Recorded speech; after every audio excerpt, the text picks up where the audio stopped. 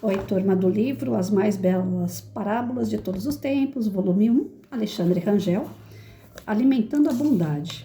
O neto aproxima-se do avô cheio de raiva no coração porque seu melhor amigo havia cometido uma injustiça.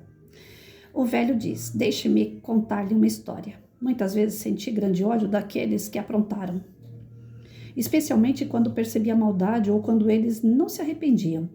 Todavia, com o tempo, aprendi que o ódio nos corrói, mas não fere nosso inimigo. É como tomar veneno ao desejar que o inimigo morra. Passei a lutar contra esses sentimentos e o experiente homem continuou. Tenho a sensação de que existem dois lobos dentro de mim. Um dos lobos é bom, só quer o bem e não magoa ninguém. Esse lobo vive em harmonia com o universo ao seu redor e não se ofende, não fica vendo no que não entende, agressões. Esse lobo só luta quando é certo lutar. E quando luta, o faz da maneira correta.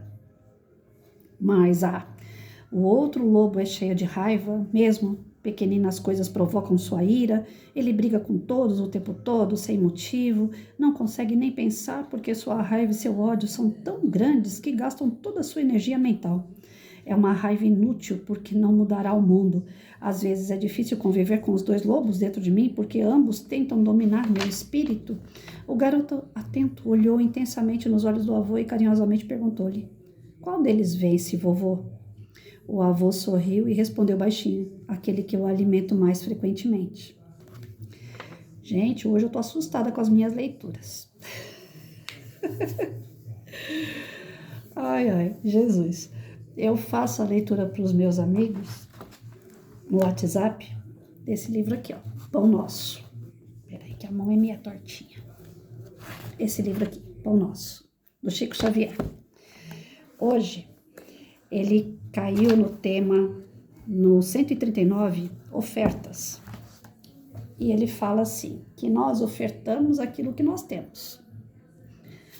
Como o homem ainda está muito atrasado, moralmente, então ele acha que ofertar é o quê? Ofertar coisas materiais. Então, quando a gente vai pedir alguma coisa para Deus, ou quando a gente vai agradecer, a gente oferta coisas materiais. A gente oferta uma vela acesa, a gente oferta várias orações, né, no terço, por exemplo, ou então faz aquelas correntes de orações, várias pessoas orando junto, ou até chega nesses casos de rituais, onde matam animais, ofertando a vida de um animal em troca de um bem que deseja ou que está sendo grato porque alcançou. Então, nós temos muito ainda arraizados dentro de nós, né, que as nossas ofertas são em relação à matéria. E, na verdade, Deus espera da gente a oferta maior e melhor que nós temos, que não é material. Aí, eu fui ler no outro canal que eu tenho do YouTube, esse daqui, Conversando sobre a Vida, do Gesualdo Costa. E o tema de hoje, caridade é amor em ação. Ou seja, ofertas, caridade, e agora vem um texto aqui, alimentando a bondade. Veio reforçando, então, as leituras de hoje uma a outra. O que ele mostra pra gente? Que lá dentro nós temos amor, que lá dentro nós temos bondade. Mas, geralmente, a gente aposta mais do lado da ira, da raiva, da agressão, como forma de expulsar aquilo que está fazendo mal pra gente, ou seja, uma defesa, ou aquilo que é nosso e que nós não conseguimos conter, porque a gente alimenta diariamente aquela ruindade, aquela agressividade. E ontem, no evangelho que eu fiz, falava também sobre isso. Eu faço o evangelho toda segunda-feira. E o evangelho, segundo o espiritismo, pois eu sou espírita, né?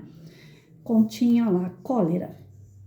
Se uma pessoa tiver um rosto todo meigo, um corpo todo, né, como que eu posso dizer assim, uma pessoa que seja branda fisicamente, que você olha para ela assim toda fofa, ela contém raiva dentro dela? Ou só tem raiva aquelas pessoas mais brucutu, né, mais um cara nervoso, um cara grosso, é só esses que têm raiva? Aí o evangelho vai lá e desmistifica isso. O amor ou a raiva não está no nosso corpo. não está no nosso rosto, não está no nosso, totalmente no nosso, como que eu posso dizer, cérebro, na matéria. Não. O amor ou a raiva está no nosso pensamento e no nosso sentimento, que está ligado ao quê? Ao nosso espírito, ou seja, são qualidades e defeitos que o espírito tem, que é a nossa essência enquanto ser humano. E nós alimentamos isso diariamente. Se eu sou uma pessoa que eu sou nervosa, eu alimento isso todos os dias com pensamentos negativos, com atitudes negativas e vou dando força para esse vício, para essa falta de virtude que já possui o meu espírito. Mas se eu sou uma pessoa que cultua, conviver bem com as pessoas, dar o meu melhor às pessoas, independente se elas vão me dar de volta aquilo que eu estou oferecendo, se eu procuro fazer o bem, se eu procuro sorrir, se eu procuro ser agradável, eu estou alimentando cada vez mais pensamentos, atitudes, sentimentos ligados ao bem. Então, o nosso texto, ele traz para a gente o quê? O que você está alimentando? Né? Nós temos 2 cachorrinhos, 2 lobos, que seja. Nós temos 2, o bem e o mal, o bom e o ruim. Mas que lado você está alimentando? Eles vão existir sempre em nós. Nós não vamos extirpar, vamos tirar o mal de mim. Não vai ser assim da noite para o dia. Estamos evoluindo para isso. Estamos aqui na Terra para se melhorar cada vez mais. E não é materialmente, é espiritualmente mesmo. Mas precisa ver que animal que está dentro de mim que eu estou alimentando. Quando eu alimento mais o ruim, certamente eu vou ser uma pessoa mais brava, com mais rancor, uma pessoa até depressiva, porque as coisas não ocorrem da forma que eu espero. Então aquela raiva toda, ela se torna tristeza e depressão, porque eu não mudo situações, então eu fico frustrada. Então eu não tenho que ser assim. O que eu tenho que ser? Compreensiva. Eu tentei, não deu certo? Amém.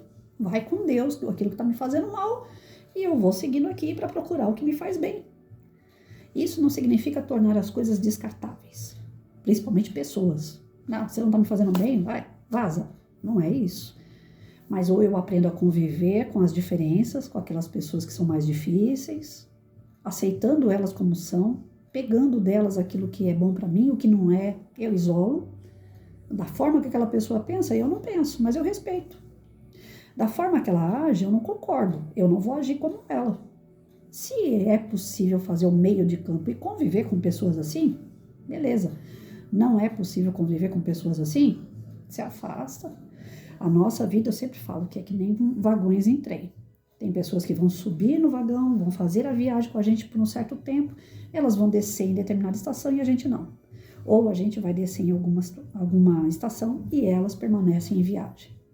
As pessoas fazem parte de ciclos da nossa vida. Não é que elas são descartáveis, mas elas fazem parte de ciclos. Vem, ensina pra gente alguma coisa, a gente ensina alguma coisa para elas e depois cada qual vai para um canto. Nós somos individuais, ninguém é de ninguém, ninguém pode ficar o tempo todo atrelado até o final. Por isso que existe até a morte, né? Vai chegar um momento que um vai e o outro fica, definitivamente. Pelo menos na parte carnal. Para quem é espírita sabe que até do outro lado depois a história pode continuar, dependendo aí dos reveses que a gente tem. Mas enquanto a gente estiver aqui, nós temos que alimentar o melhor de nós. Tanto é que Deus ofertou Jesus para ensinar para a gente o verdadeiro amor. E independente de religião, a virtude maior que o ser humano pode conquistar é o amor que é desinteressado. Aquele amor que você pratica sem querer nada em troca. Como nós estamos longe de entender esse amor. Como nós estamos longe de compreender que é dando que talvez você receba. Não é sempre que você vai receber. E quando você não receber, não tem problema nenhum. É porque de alguma forma é algum débito que você apenas pagou. Então paga com honra. Olha, eu dei condições para uma pessoa estudar, eu dei condições para uma pessoa evoluir, uma mãe fez isso para um filho, um pai fez isso para um filho, a vida toda trabalhou tal e deu tudo que foi curso para o teu filho desenvolveu, cresceu, tem saúde e tal, só que agora que ele está adulto, ele foi embora e não olha para trás. Agora ele não olha para você do tipo assim, eu sou grato porque você me deu estudo, porque você me deu a vida, porque você me deu condições de ser quem hoje eu sou. Foi embora e não olha mais para você. E aí? É dano que se recebe? Às vezes não. Aquela pessoa talvez não te dê. Mas tá tudo certo, porque de repente foram alguns combinados que você fez, até no plano espiritual mesmo. Hoje eu tenho que cair um pouco mais nesse tema para a gente poder ter um pouco de lógica, né? Porque para todo mundo falar assim, nossa, um filho não querer saber de uma mãe, isso é barbaridade. Não é bem assim. Se você ofertou tudo de bom para o teu filho, deu bons exemplos, você deu condições dele evoluir, e ele te vira as costas, não é só por uma questão de ingratidão. Também tem aí um débito. Você pagou seu débito. O que você precisava fazer em relação àquela pessoa foi feito. Você está com a consciência tranquila? Você deixou ele livre agora para escolher o caminho dele e você deu o melhor para que ele siga o caminho? Então tá joia. Se ele reconhecer isso e te trouxer um pouco de alegria de volta, parabéns. Se ele não trouxer, o problema já é seu? Não é. Você vai guardar raiva, rancor, frustração porque o outro te abandonou, porque o outro não está te dando aquilo que você deu? Não, esquece. Porque ele pode não te dar, e quem está perdendo isso é ele. Mas alguém em algum lugar vai te trazer um conforto, um carinho, uma atenção, vai te trazer aquele abraço que tanto você espera do teu próprio filho. Porque ninguém fica desamparado. Mas para isso você tem que continuar cultivando coisas boas. Se você cultivar frustração, né? Se você cultivar raiva porque você doou, você não teve nada em troca, o que de bom vai chegar em você? A sua própria vibração vai repelir coisas boas. Então nós, enquanto pais, enquanto professores, a gente tem muito disso. Eu estou dando, eu quero receber. E quando eu não recebo, eu fico com raiva, eu fico frustrado, eu fico decepcionado. Aí vem aquele vitimismo, né? Oh, o outro não enxerga o que eu fiz por ele? Quantas vezes eu não cheguei nos meus alunos e falei para eles assim, poxa, mas eu estou me matando por causa de vocês e vocês não conseguem entender isso? Vocês não conseguem fazer o mínimo por mim, que é estudar? Chega a ser engraçado a minha posição passada. Errado e engraçado. Porque quem sou eu na fila do pão para ficar exigindo do meu aluno faça aquilo que eu ensinei? Se o próprio Jesus ensinou tantas coisas e ninguém entendeu nada e ninguém segue Jesus, que era um ser supremo. Quem sou eu na fila do pão para alguém seguir, então? E nós temos essas coisas, nós temos essas bicuinhas que fazem crescer dentro de nós o lado ruim. As pessoas vão enxergar o nosso lado ruim, mesmo que a gente seja uma pessoa boa. Então não tem que exigir nada de ninguém. Faça a sua parte, faça o seu melhor, alimente dentro de você coisas boas. Isso vai suprir a tua alma e vai suprir o teu corpo de coisas boas. Por que a Patrícia tem comorbidade? Por que a Patrícia ficou doente depois de tantos anos? Eu tenho agora 8 anos e meio que eu tô com poliomielite. A vida toda eu tive saúde de ferro. De repente, pum, vem uma poliomielite. Você pode morrer a qualquer momento. Teu corpo está degenerando. Por quê? Porque eu fui acumulando dentro de mim coisas ruins. Só que se eu soubesse, eu não teria acumulado tanta coisa ruim. É que eu não sabia. Eu não tinha essa consciência que hoje eu tenho. Já cansei de ler esse texto aqui, desde quando eu fui formada no magistério que a gente leu esse texto.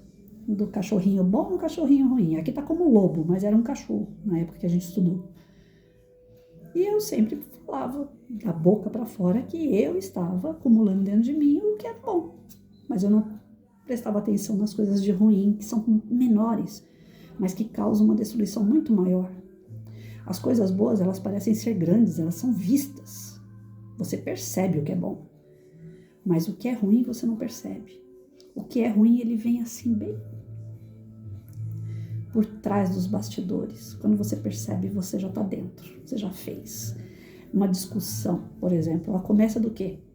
De algo grande? Não, ela começa de algo pequeno. Alguém pisa no teu pé, você já olha feio para a pessoa. Pronto, já vem uma discussão. Se a pessoa não tiver alimentado o cachorrinho do bem, ela já vem com aquela ira do cachorro ruim, ela avança. Oh, você pisou no meu pé. Então, quem somos nós? Nós não entendemos como é que funciona o nosso íntimo. Como pais, como professores. E isso gera um conflito muito maior ainda quando a gente vai educar.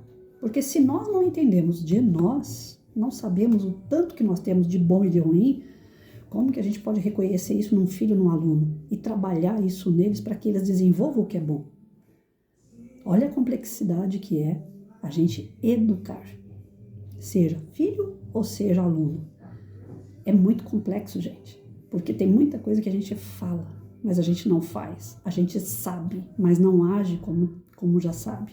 E tem muito mais coisas que a gente nem imagina, que são as coisas pequenininhas, que tiram a gente do caminho correto e que certamente são exemplos que vão tirar os nossos pequenos lá, os nossos filhos, nossos alunos também do caminho correto, pela falta do exemplo. Então, o que nós temos que fazer? Primeiro, trabalhar em nós. Primeiro somos nós, pais, professores, que temos que trabalhar isso. Se eu quero que meu filho, meu aluno seja melhor, eu também tenho que ser. Não adianta eu falar, faça, se eu não faço, se eu não sou exemplo.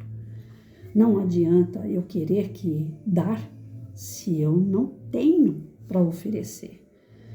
Eu estou oferecendo da boca para fora. As minhas ofertas são materiais, elas são só aquilo que eu posso ver. E aquilo que está aqui dentro de mim que nem eu vi ainda. O que eu estou ofertando no meu dia a dia?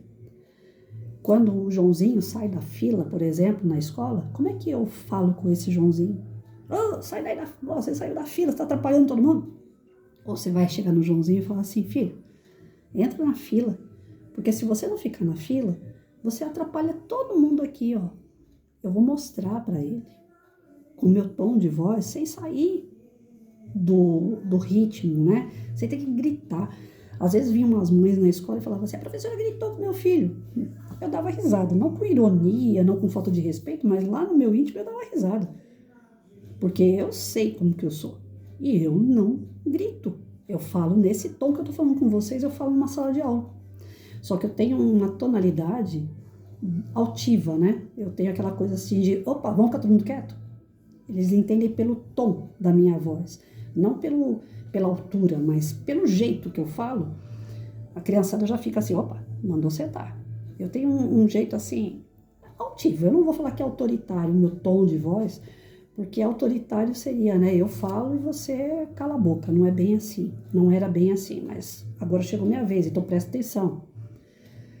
Alguns falavam assim, ela é bem autoritária mesmo. Então, eu ainda não aceito esse nome autoritária, porque eu acho que quando você dá respeito, quando você trabalha o respeito, não é autoritarismo.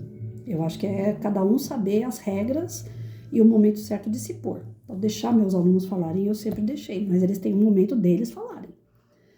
Então, quando vinha uma mãe e falava, a professora gritou com meu filho, eu falo, minha senhora, a senhora pode me acusar o que for, mas que eu gritei, não. Porque o meu tom de voz é esse aqui, para uma pessoa ou para 100. Todo lugar que eu vou, o pessoal fala assim, você quer microfone? Eu falo, não precisa, porque eu falo num tom que todo mundo vai me ouvir. Eu não vou ficar esgoelando, gritando, para quê? Se é possível me ouvir. Isso não é faltar com respeito. A gente treina isso na época do magistério, né? Você falar em público. Então você não precisa de microfone. Eu acho que microfone é para quem é muito tímido, muito fechado, né? Que a voz quase não sai. Minha voz sai numa altura boa. Mas não que, olha, moleque, senta, vai, fica quieto, não sei o quê. Eu vejo professores se esgoelando na sala de aula fazendo isso. Isso é gritar, é se desequilibrar, inclusive. Eu não, na mesma tonalidade, no mesmo jeito que eu tô falando com vocês aqui, eu falo em qualquer lugar. Para 50 pessoas, para 100, dá para me ouvir. Eu não tenho receio do jeito que eu falo. Mas não é aquele jeito desequilibrado de, você tá me ouvindo aí atrás, fulano, não sei o quê. Não, isso não. Isso não. Então, quando alguém falar algo de você, se vigia, vê se realmente faz sentido. Se não fizer sentido, compreenda o estágio do outro lá e segue você. Você está com consciência tranquila? Você está fazendo o seu melhor? Está alimentando o seu cachorrinho do bem? Não sai disso. Então, nós precisamos diariamente vigiar qual o cachorrinho que nós estamos alimentando. Qual é o cachorrinho que nós estamos alimentando no nosso filho, no nosso aluno. Porque isso aqui é fundamental para boa convivência.